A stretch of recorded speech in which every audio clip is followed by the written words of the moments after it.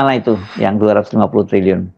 Luhut menyebutnya ada data ganda, tidak memenuhi syarat, dari total 500 triliun bansos yang digelontorkan ke rakyat yang sampai ke tangan yang berhak, itu bahasanya ya, hanya separohnya.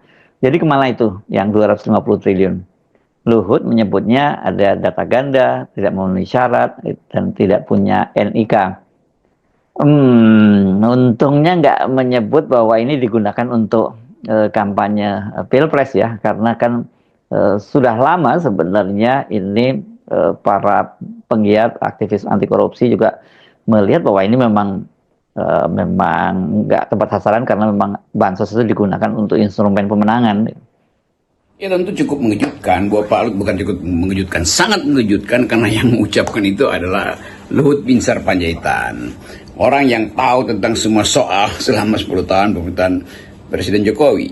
Jadi kalau bansos yang nilainya 500 triliun hanya separuh yang tersalur dengan efektif, ini baru efektifnya ya, belum soal pertanggungjawabannya.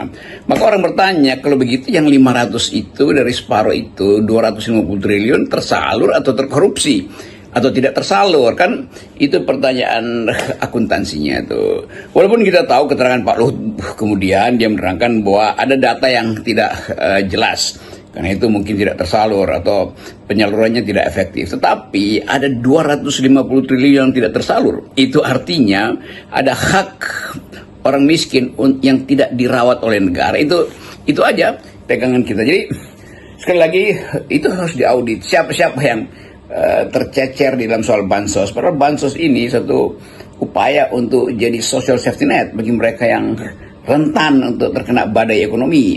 Jadi kelihatannya itu yang jadi kunci untuk meminta semacam keterangan lebih jauh dari mereka yang bertanggung jawab, tentu Menteri Sosial, Menteri macam-macam lah, sampai ke daerah. Kenapa atau mengapa ada dana 250 triliun yang adalah hak rakyat miskin itu tidak tereksekusi itu.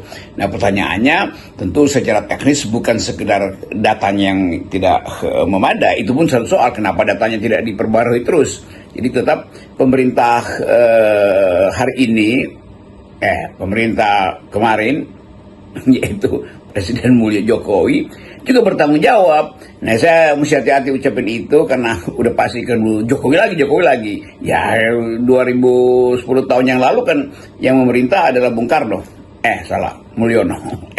Jokowi. Jadi kelihatannya akhirnya jadi semacam pertengkaran siapa yang memerintah di situ. Jelas